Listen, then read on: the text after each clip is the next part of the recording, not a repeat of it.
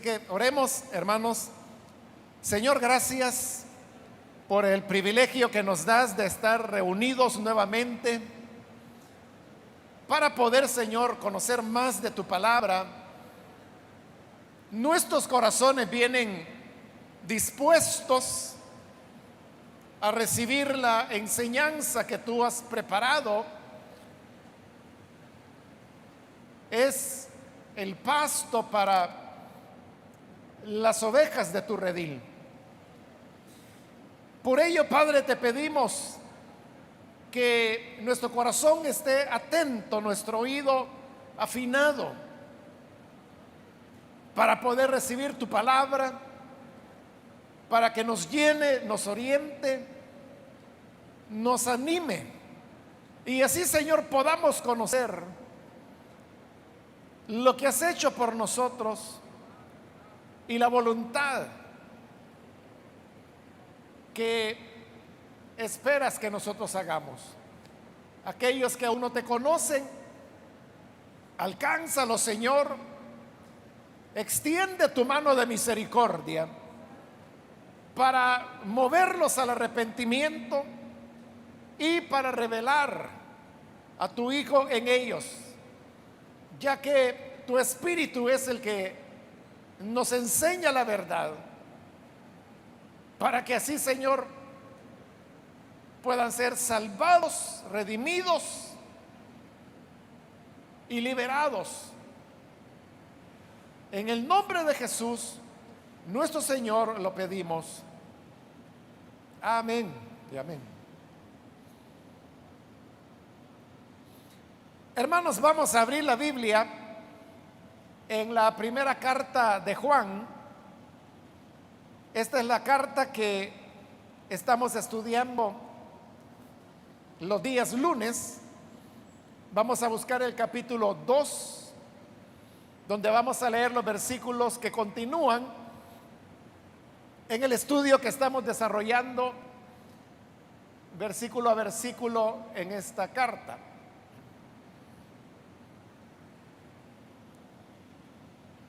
Bien, dice la palabra de Dios en primera de Juan, capítulo 2, versículo 18 en adelante. Queridos hijos, esta es la hora final. Y así como ustedes oyeron que el anticristo vendría, muchos son los anticristos que han surgido ya. Por eso nos damos cuenta de que esta es la hora final. Aunque salieron de entre nosotros, en realidad no eran de los nuestros. Si lo hubieran sido, sí habrían quedado con nosotros. Su salida sirvió para comprobar que ninguno de ellos era de los nuestros. Todos ustedes, en cambio, han recibido unción del Santo, de manera que conocen la verdad. No les escribo porque ignoren la verdad, sino porque la conocen y porque ninguna mentira procede de la verdad. ¿Quién es el mentiroso sino el que niega que Jesús es el Cristo? Es el anticristo, el que niega al Padre y al Hijo. Todo el que niega al Hijo no tiene al Padre. El que reconoce al Hijo tiene también al Padre. Permanezca en ustedes lo que han oído desde el principio, y así ustedes permanecerán también en el Hijo y en el Padre. Esta es la promesa que Él nos dio, la vida eterna. Estas cosas les escribo acerca de los que procuran engañarlos. En cuanto a ustedes, La unción que de Él recibieron permanece en ustedes y no necesitan que nadie les enseñe. Esa unción es auténtica, no es falsa, y les enseña todas las cosas. Permanezcan en Él tal y como Él les enseñó. Hasta ahí, hermanos, vamos a dejar la lectura. Pueden sentarse, por favor.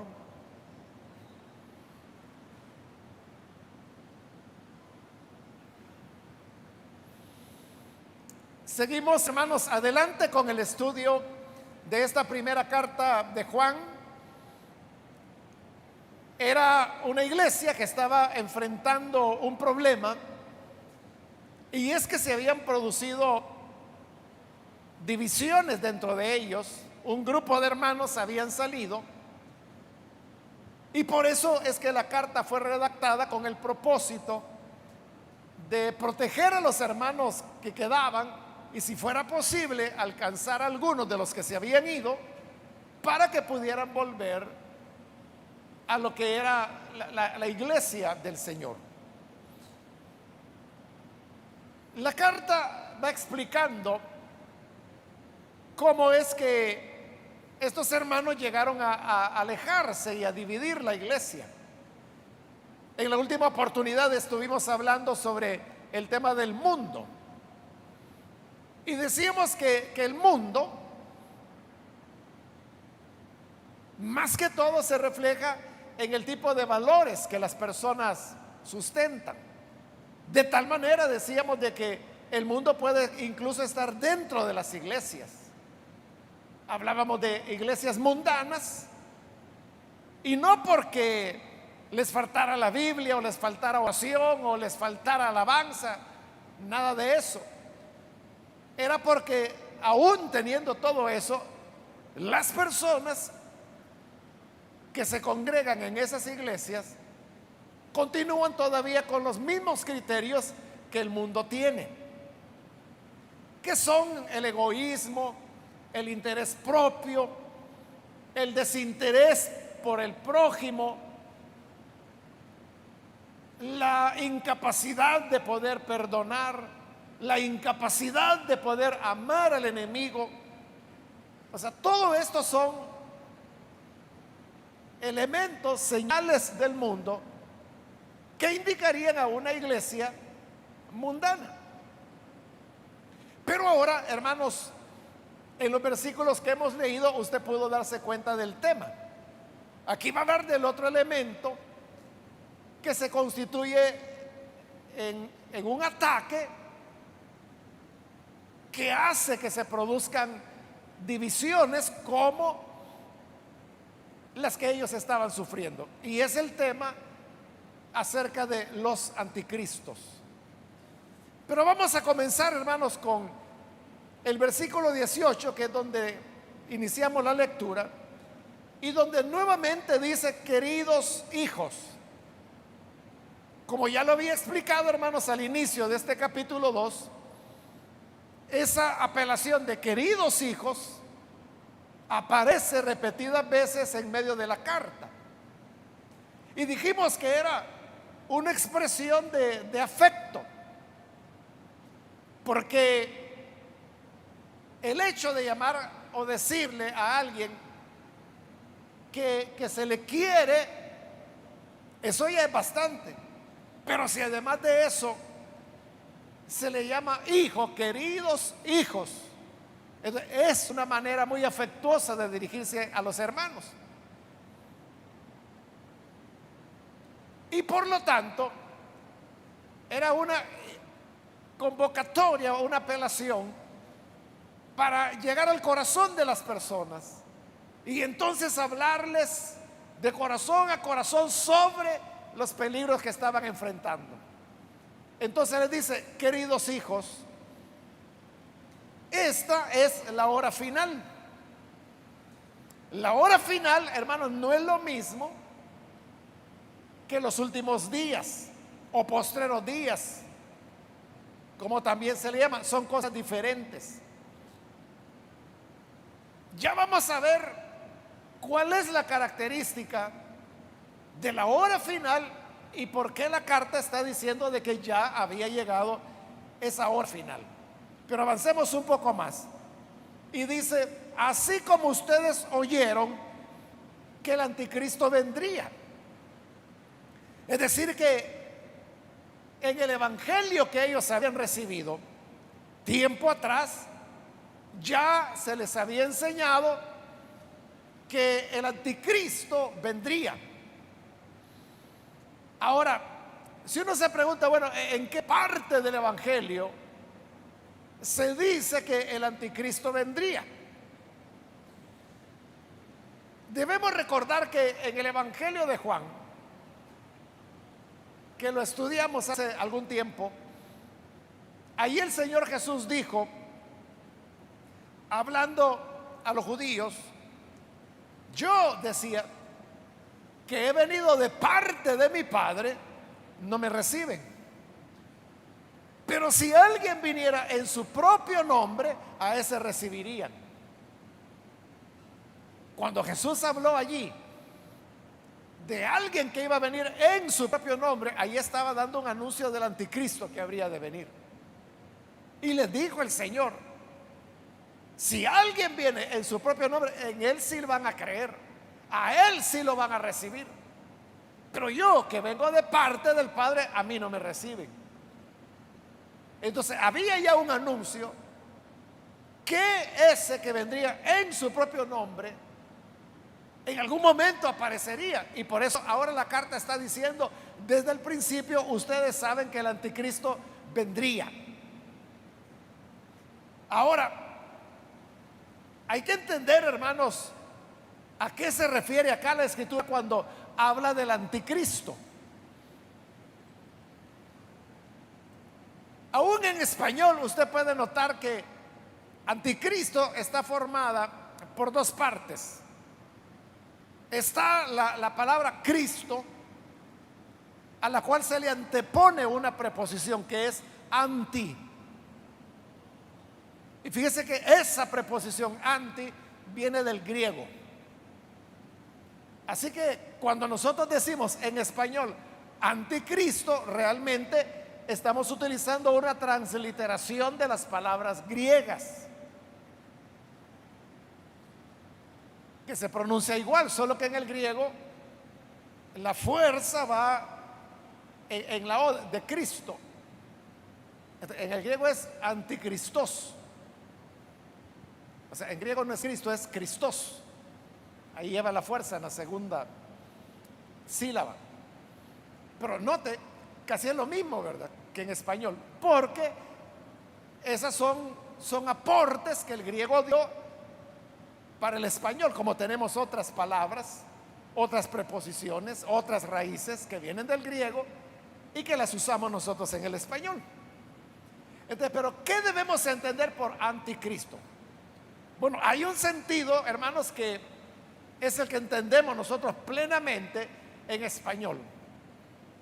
Cuando decimos que es anti, estamos diciendo que eso a lo que nos estemos refiriendo está en contra de algo.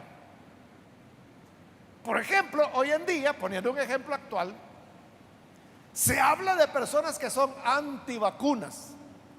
Entonces, ¿qué significa? Que estas personas están en contra del uso de las vacunas. Aunque a todos ellos los vacunaron de niños, ¿verdad? Y los padres no anduvieron preguntando cuándo hicieron la vacuna, qué pruebas hicieron, cuánto tiempo tienen, se la pusieron, ¿verdad? Por eso están vivos. Entonces, ve, allí la palabra anti se está utilizando, que se opone, en este caso, a las vacunas. Pero igual también podríamos hablar, hermano, de antifuego. Hay puertas que así se llaman, puertas antifuego se le llama, porque son puertas que están hechas de un material que aunque haya un incendio, las llamas no pasan de ahí. O sea, otros le llaman cortafuegos, le llaman. Pero lo más común es que se le llama puertas antifuego, que significa que no se van a quemar. que están en contra del fuego. Entonces, lo mismo cuando hablamos de anticristo, estamos hablando de alguien que se opone a Cristo. Bueno, eso es lo que significa en español y también significa en el griego. Pero en el griego la preposición anti también tiene otro significado que tenemos que tomarlo en cuenta para entender qué es eso de anticristo. Y es que en griego anti también significa en lugar de. Entonces es diferente, porque cuando uno habla en contra de, eso, hermano, suena como violento, ¿verdad? Porque está rechazando algo. Pero cuando se habla de en lugar de, eso ya es más suave, porque no está eliminando al otro, sino que lo está suplantando. Entonces vea, el anticristo no necesariamente es el que dice, no, si Jesús no existió, no, si Cristo es un invento de los hombres. O sea, esa es una expresión de los anticristos. Pero hay otra expresión, y esta es la más peligrosa, que no está en contra de Cristo, pero sí está en lugar de Él. Y esto, hermano, puede ser muy marcado, como la segunda carta a los tesalonicenses dice que el anticristo se va a sentar en el trono de Dios haciéndose pasar por Dios. Ahí está claro, ¿verdad? Toma el lugar de Dios. O sea, desde eso, muy marcado, pero también puede ser mucho más sutil. Y eso nos puede ocurrir a cualquiera, hermanos. Y es de que hay algo que toma el lugar de Dios, pero no está negando a Dios. Solo tomó su lugar, pero lo que ocurre es que lo toma de una manera tan sutil que ni cuenta nos dimos que tomó el lugar. Le pongo un ejemplo. Pueden ser hasta cosas buenas, hermano. Puede ser sus hijos, por ejemplo, que usted los cuida tanto que usted dice, bueno, ya no voy a ir tanto a la iglesia porque mejor me voy a dedicar a cuidar a mi hijo. Y eso no tiene nada de malo, que usted sea un buen padre, una buena madre, está bien, pero note, ese hijo ha venido a tomar el lugar que antes usted le daba a Dios. Sin darse cuenta, usted está en lugar de Dios ahora. Claro, su hijo no está diciendo, mira, Dios no existe, ¿verdad? Tampoco está diciendo, yo soy Dios, ¿verdad? Simplemente las cosas se dieron de tal manera que comenzó a ocupar el lugar que a Dios le correspondía. Entonces, anticristo puede ser, hermano, una amistad. Anticristo puede ser las horas extras. Anticristo puede ser un trabajo que le han ofrecido que le quita el tiempo que usted antes daba a Dios. Anticristo puede ser, hermano, un deporte o pertenecer a un equipo que le roba el tiempo. Anticristo puede ser, hermano, casi cualquier cosa, todo aquello que tome el lugar de Dios. Usted puede ver por qué le dije que esto era lo más peligroso. Porque que aparezca alguien diciendo, no, miren, si Dios no existe, o que alguien diga, no, Cristo, ese es un invento, yo soy Cristo. O sea, no tan fácil vamos a caer, ¿verdad?, ante alguien que se exprese de esa manera. Pero aquellas cosas que van entrando paulatinamente y que van tomando el lugar de Dios, uno no lo percibe, no se da cuenta, y cuando viene a caer, hermanos, en razón, quizá ya han pasado años y usted se da cuenta y dice, bueno, es cierto, si yo antes no era así. Eso es lo que la carta está advirtiendo cuando dice, es la hora final, porque ustedes oyeron que el anticristo vendría. Pues hoy les digo que muchos son los anticristos que han surgido ya. Jesús dijo si alguien viene en su propio nombre, pero lo puso como algo futuro, como una probabilidad del futuro. Pero la carta está diciendo, pues déjenme decirle que ya aparecieron y son muchos anticristos. ¿Por qué muchos anticristos? Porque, como acabo de estarlo explicando, no solo es una cosa, pueden ser varias cosas. Puede ser, hermano, una distracción, puede ser una persona, puede ser un trabajo, puede ser un hobby, puede ser un entretenimiento, puede ser, hermano, no sé. Por eso es que hay muchos anticristos que ya aparecieron, dice. Nosotros, hermanos, cometemos un error común, y es que a la bestia, que es la que va a aparecer en el periodo de la gran tribulación, nosotros solemos llamarle el anticristo. Pero realmente esa es la bestia, así le llama la Biblia. O sea, cuyo número es número de hombre, el 666. Esa es la bestia. Así le llama la Biblia, la bestia que salía del mar. Pero anticristo es lo que dice la carta. Es todo lo que se opone a Cristo, ya sea negándolo, rechazándolo o tomando su lugar. Entonces, de eso dice la carta. Ya tenemos mucho. Por eso nos damos cuenta de que esta es la hora final. Ahí está lo que le decía. ¿En qué consiste la hora final? Dice, sabemos que esta es la hora final porque han aparecido muchos anticristos. Entonces, ¿cuál es la hora final? La hora final es cuando los anticristos aparecerán. Pero, hermanos, anticristos han habido siempre. Aquí lo tiene usted. Esta carta, hermanos, como ya pertenece a la segunda generación, es una carta que se escribió ahí por el año 90 de nuestra era. Y dice que ya estaban los anticristos.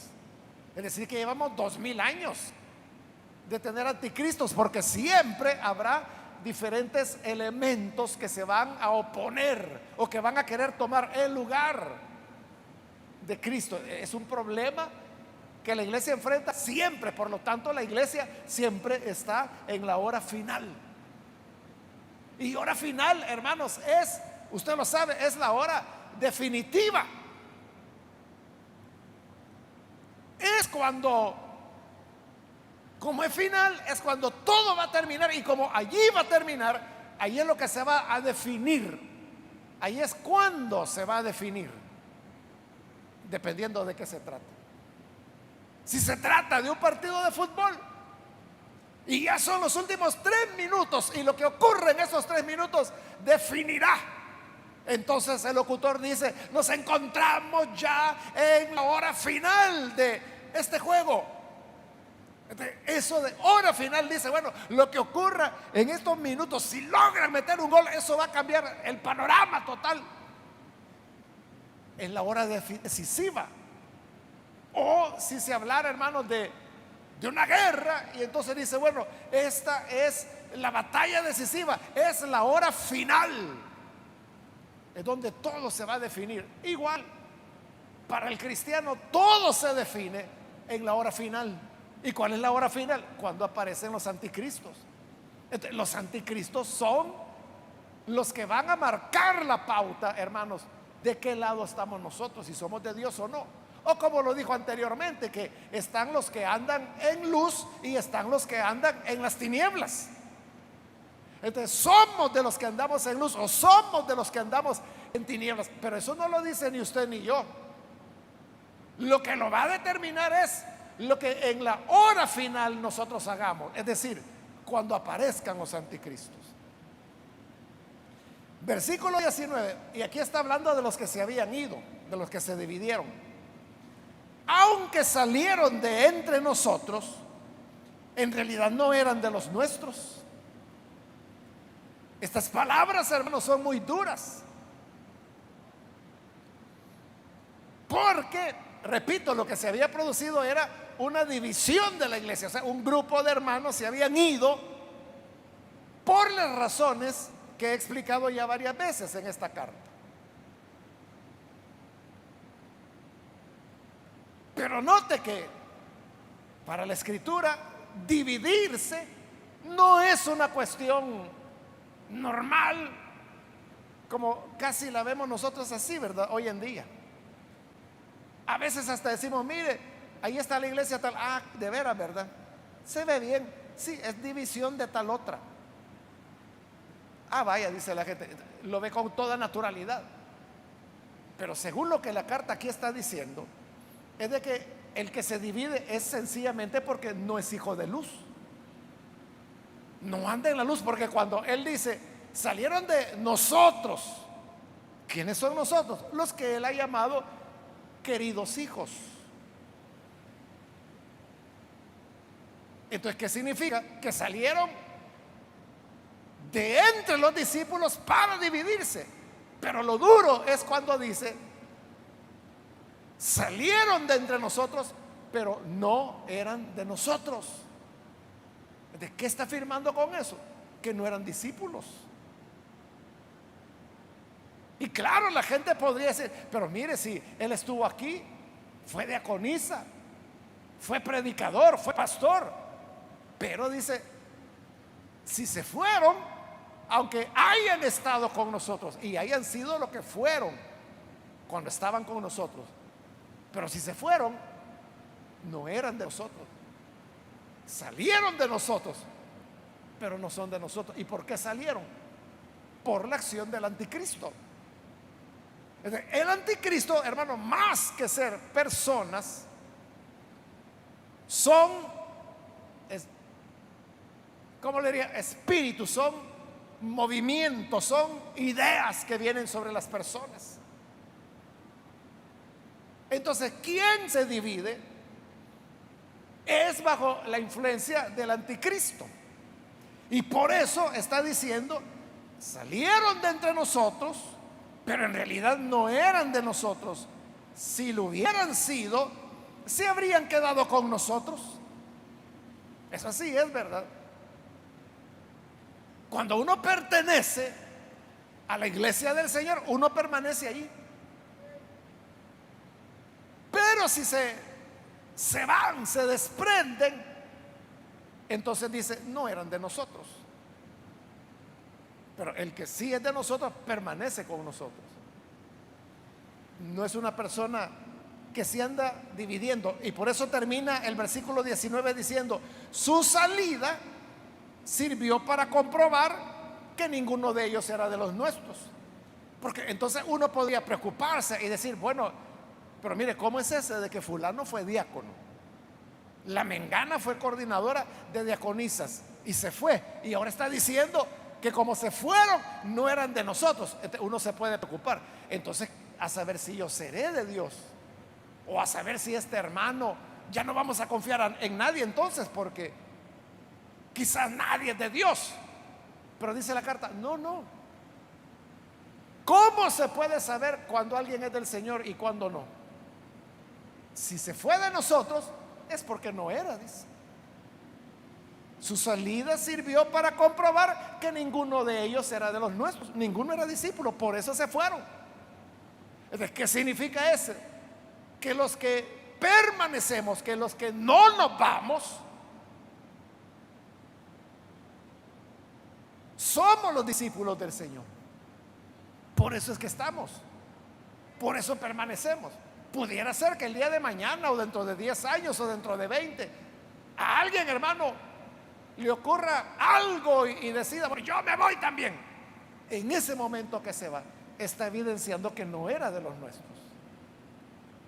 Porque los que son nuestros permanecen, seguimos juntos siempre.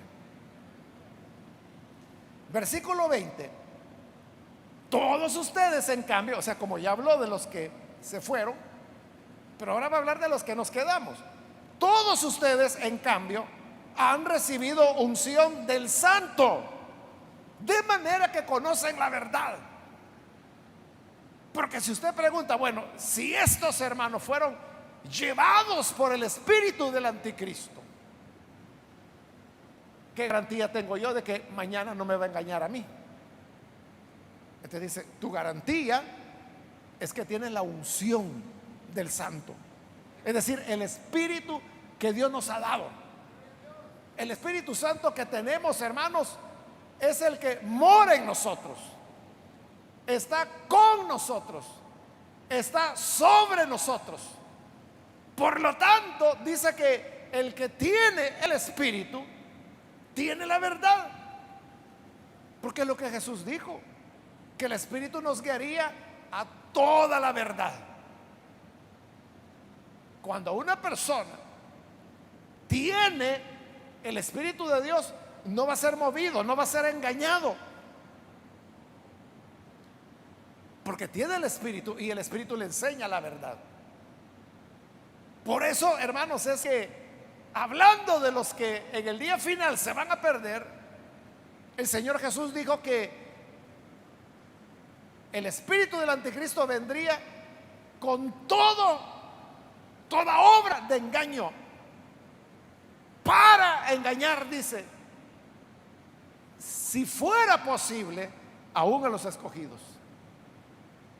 Pero note, dice, si fuera posible engañar a los escogidos, los engañaría también, porque así es el espíritu del anticristo, muy engañoso.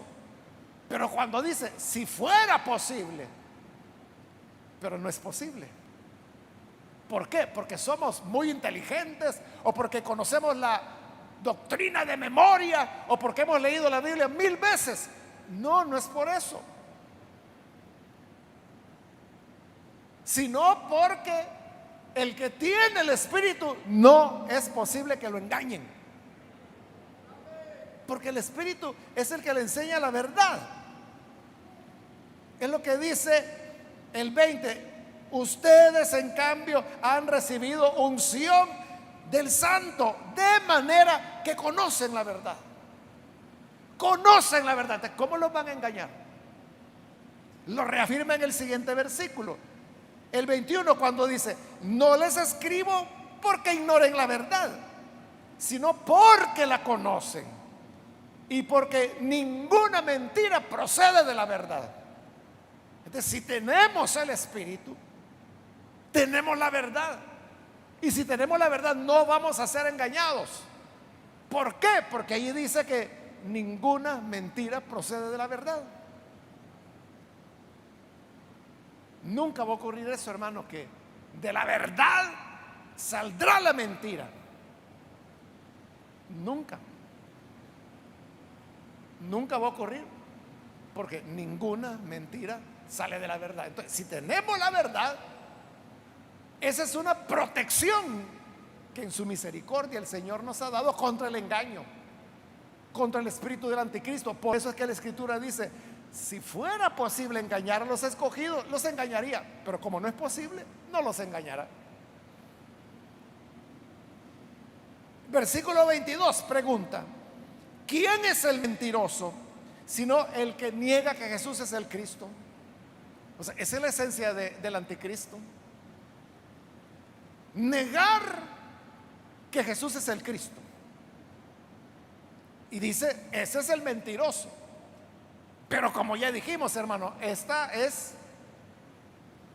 la manifestación del anticristo, pero en su extremo negativo.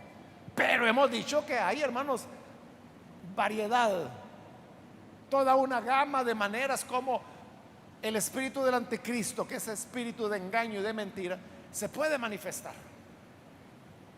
Pero al final a eso va a llevar, a negar al Señor. Entonces vea, si uno se pone a examinar, hermanos, las falsas doctrinas o las actitudes, que eso más que todo era lo que estaba ocurriendo acá, que había una actitud de orgullo, y por eso se habían dividido. Por esa actitud de orgullo, si uno la examinara en el fondo, hermano, en el fondo, siempre uno va a encontrar que hay, de alguna manera, se está negando a Cristo, ya sea negando su carácter, negando su redención, negando el modelo que Él nos dejó de conducta, negando las enseñanzas que Él dio de amor, de perdón, de reconciliación. Si nosotros no tenemos eso, de alguna manera lo estamos negando. Ese es el espíritu del anticristo. Por eso dice, ¿quién es el mentiroso? Y responde, el anticristo, el que niega al Padre y al Hijo. Acaba de decir que es negar al Hijo, pero está diciendo que es negar al Padre y al Hijo. Pero aclara por qué. Dice el 23, todo el que niega al Hijo no tiene al Padre. El que reconoce al Hijo también tiene al Padre. Porque eso es lo que Jesús explicó muchas veces. Él dijo, el que me recibe a mí, recibe al Padre. Él dijo, lo que yo hablo, lo que yo enseño, no es mío, es de mi Padre. Por lo tanto, el que recibe lo que yo digo, está recibiendo la doctrina de Dios. Por eso es que si uno niega al Hijo, está negando al Padre, porque el Padre es el que dio testimonio que Él es su Hijo. Y a la inversa, si uno niega al Padre, automáticamente niega al Hijo, porque el Padre es el que envió a su Hijo. Por eso es que ha dicho que el mentiroso o anticristo es el que niega al Padre y niega al Hijo. Por lo tanto, aquí viene la recomendación, versículo 24. Permanezcan ustedes en lo que han oído desde el principio, y así ustedes permanecerán también en el Hijo y en el Padre. Es lo que he venido haciendo en toda la carta, diciéndole, ustedes deben permanecer en lo que se les enseñó desde el principio. Ahí permanezcan, no se muevan. Realmente, hermanos, nosotros complicamos las cosas, porque lo que necesitamos saber es lo que el Señor nos dio a conocer. Pero uno es el que va, hermanos, escarbando y escarbando y escarbando, y por querer ir supuestamente conociendo más, se va alejando de lo que conocía al principio.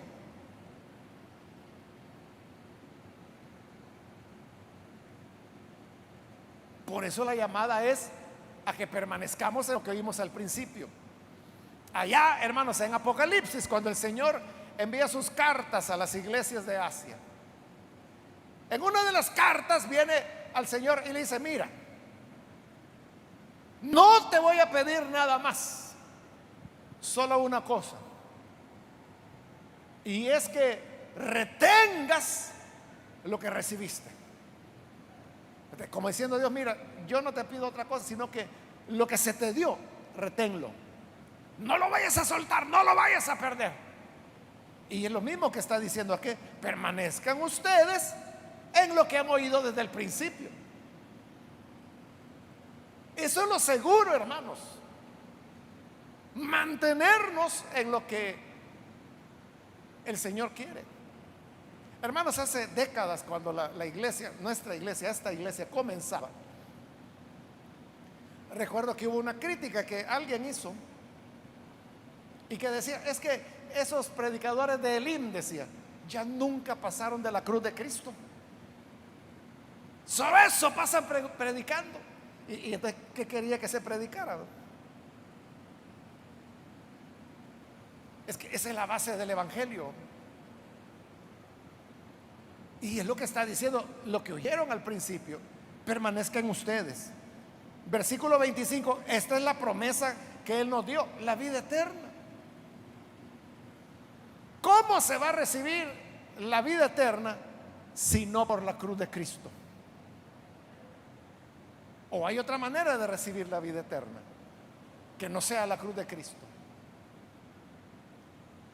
Como no hay otra manera, hay que permanecer en eso. Y aunque digan, hermanos, que ya no pasamos de la cruz de Cristo, gracias a Dios que no pasemos, porque ahí está la base de la vida eterna,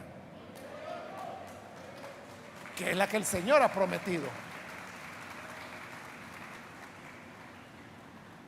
Versículo 26, y aquí ya está redondeando para cerrar el pensamiento. Estas cosas les escribo acerca de los que procuran engañarlos. O sea, hoy está hablando claro, ¿verdad?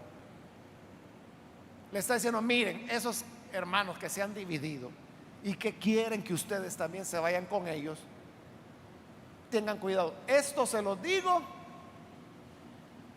acerca de los que procuran engañarlos. O sea, los está diciendo claro, ¿verdad? En otras palabras, está diciendo claro que ellos son el anticristo. Por eso le digo, es duro, ¿verdad? Porque uno lo puede tomar así más amable y decir, es que fíjese que esta era una sola iglesia, pero luego se dividieron y ahora hay una iglesia por aquí y hay otra iglesia por allá, pero los dos tratan de servir a Dios, cada quien por su lado, pero ahí están. Menos mal no se han ido al mundo, sino que siguen. Uno lo puede suavizar así, pero lo que ahí está diciendo es, miren, esos que se fueron son anticristo. Y si vienen a ustedes a quererlos conquistar, los están engañando. Entonces dice, estas cosas les escribo acerca de lo que los quieren engañar. O sea, está diciendo, el anticristo del cual hablo son ellos, porque los quieren engañar. Ella dijo que el espíritu del anticristo es la mentira. Y finaliza con el versículo 27. En cuanto a ustedes, o sea, esos son ellos los engañadores, pero en cuanto a ustedes, la unción que de él recibieron permanece en ustedes y no necesitan que nadie les enseñe. Esa unción es auténtica, no es falsa, y les enseña todas las cosas. Permanezcan en él tal como él les enseñó. Lo que está diciendo es, ustedes no necesitan que vengan otros maestros a decirles, miren, eso de creer en Cristo es un error, véngase conmigo mejor, aquí estamos mejor, aquí estamos los verdaderos espirituales. Allí hace años que Dios se fue, aquí está el fuego, aquí está lo bueno ahora. Pero dice la carta, ustedes no necesitan que nadie les ande enseñando, porque ustedes tienen la unción del Señor, y esa unción, ya dijo, es la que nos enseña la verdad. Usted es el que sabe, hermano, usted es la que sabe, hermana, si realmente está o no está el Señor con nosotros, si se fue o no se fue.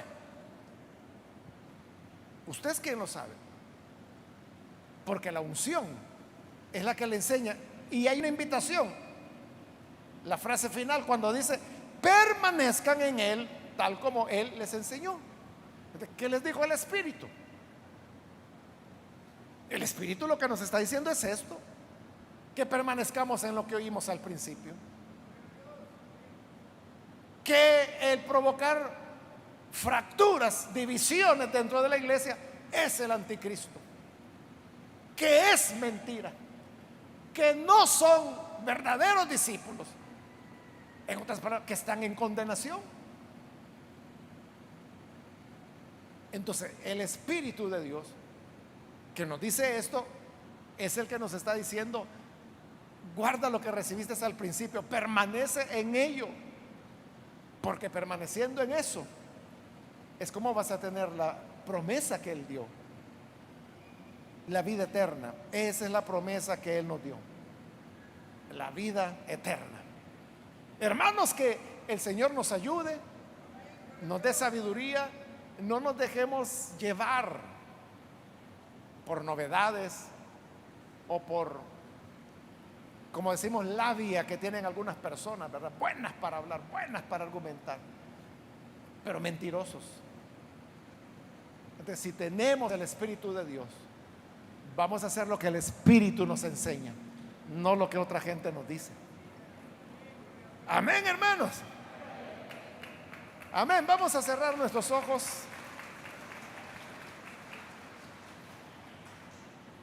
Vamos a orar, pero antes de hacerlo, quiero hacer una invitación para aquellas personas que todavía no han recibido al Señor Jesús como Salvador, pero si usted ha escuchado hoy la palabra del Señor y a través de ella usted se da cuenta de la importancia de tener el Espíritu de Dios, porque el Espíritu es el que nos enseña la verdad, y la verdad es la que nos guarda de ser engañados. Entonces yo quiero invitar, si hay alguien que necesita recibir el Espíritu y ser lleno de ese Espíritu, ahí donde se encuentra, póngase en pie en señal que usted desea recibir al Hijo de Dios, y vamos a orar por usted. ¿Hay alguna persona, algún amigo o amiga que hoy necesita creer en Jesús? Puede ponerse en pie. Vamos a orar en este momento. Venga al Hijo de Dios, porque Él espera con brazos abiertos. Él tiene para usted esperanza, salvación.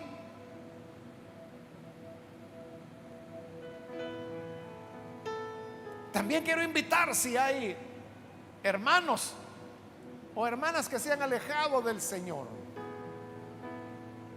pero hoy usted necesita venir para reconciliarse, también póngase en pie. Vamos a orar. Hoy es un buen momento para que usted pueda volver. Y recuerde que la mentira es el espíritu del anticristo. Aquello que nos separa de nuestros hermanos, ese es el espíritu del anticristo. El que niega al Hijo, niega al Padre. El que niega al Padre, niega al Hijo también. Pero si permanecemos en lo que oímos al principio, permanecemos en el Hijo y en el Padre. Necesita reconciliarse, póngase en pie. Hágalo ahora, allí en el lugar donde se encuentra, con toda confianza.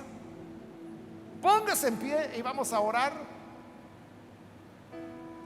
Es el momento para que la gracia del Señor le alcance.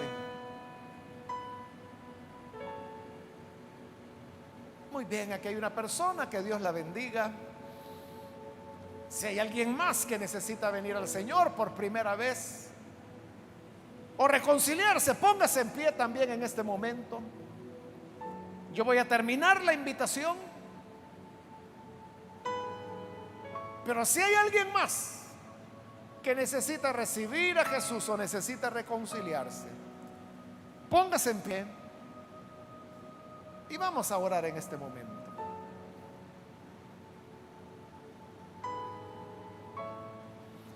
A usted que nos ve por televisión, también le invito para que junto con esta persona ore con nosotros, y así la salvación y la gracia del Señor llegue a su vida. Oremos entonces.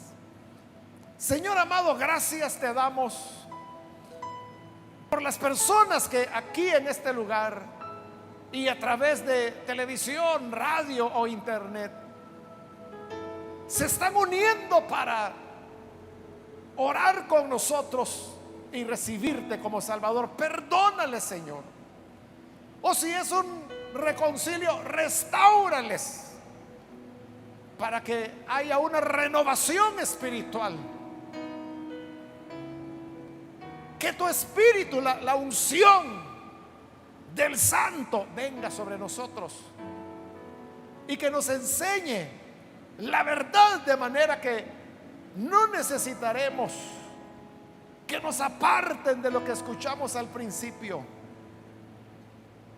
sino que podamos permanecer en esa verdad que nos garantiza la promesa de la vida eterna. Ayúdanos a todos, Señor, tu iglesia.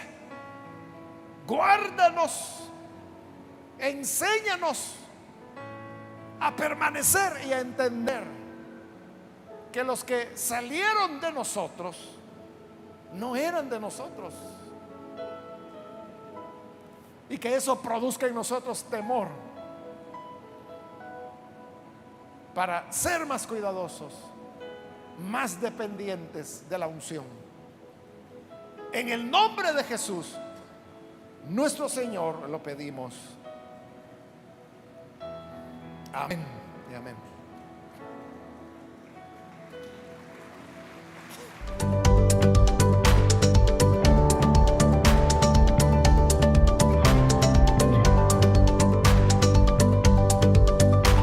Si usted ha aceptado a Jesús como su Salvador, llámenos al 2294-9596 y oraremos por usted.